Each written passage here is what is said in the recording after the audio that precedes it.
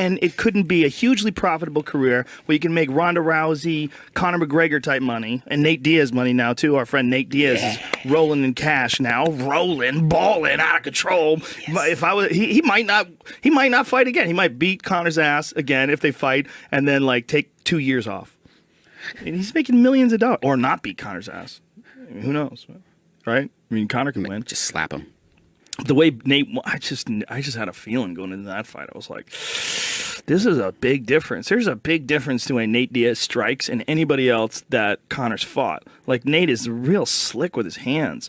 He's real good at shoulder rolling. He's got a nasty jab. He drops his hands and sneaks stuff in on you. He knows how to like throw punches too with like minimal wind up. He knows how to pop you.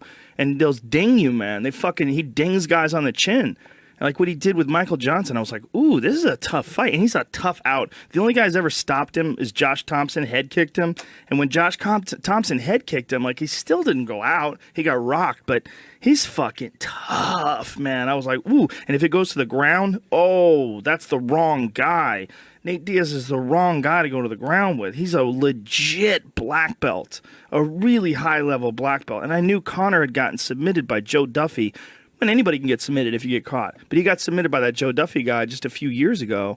And Joe Duffy's a very talented fighter, no doubt about it. But Nate wouldn't have got submitted by that same guy. I highly, highly, highly doubt it.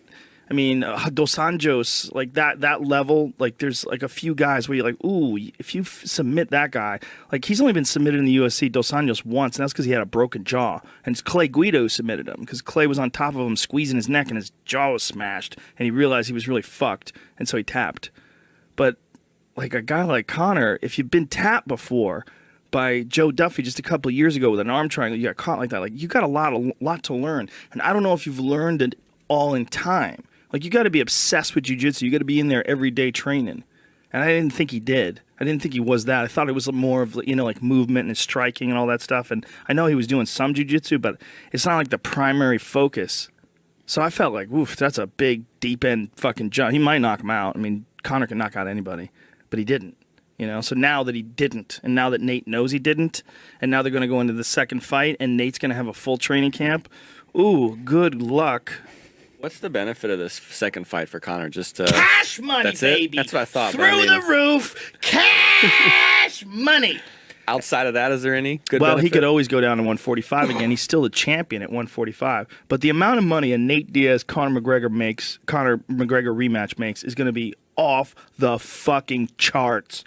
Nate Diaz is a superstar, and people didn't realize it until like the Michael Johnson fight. People realized it when he was calling out Conor in the octagon, and everybody was cheering. And also like the ratings, like when Nate Diaz, he's a fuck. You know, there was a big thing where Dana White had said that he's not a needle mover. You know, he's when they were in the middle of contract negotiations. He couldn't be further from the truth. He's a big needle mover. I mean, I love Dana, but that's just contract negotiation talk. Like Nate Diaz is maybe he didn't know. I mean, it's possible he didn't know, but I know. Because the Diaz brothers, as far as like my friends that are like casual MMA fans, the Diaz brothers are fucking huge.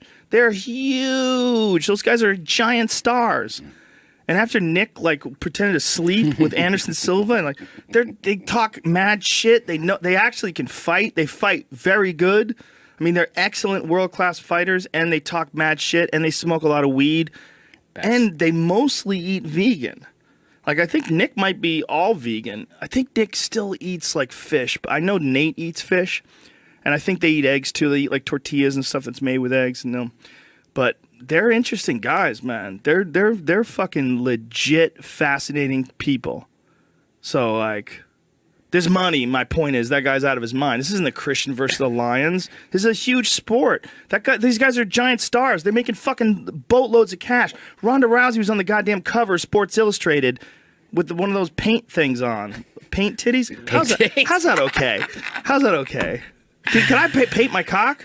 Like, if I paint my cock and I go out there, is that all right? Or is you make it look like an elephant or a chicken or? Well, there's a line there, right? It's like a woman's nipples. You cannot show a woman's nipples on the cover of a magazine. But well, how come you can show them painted on?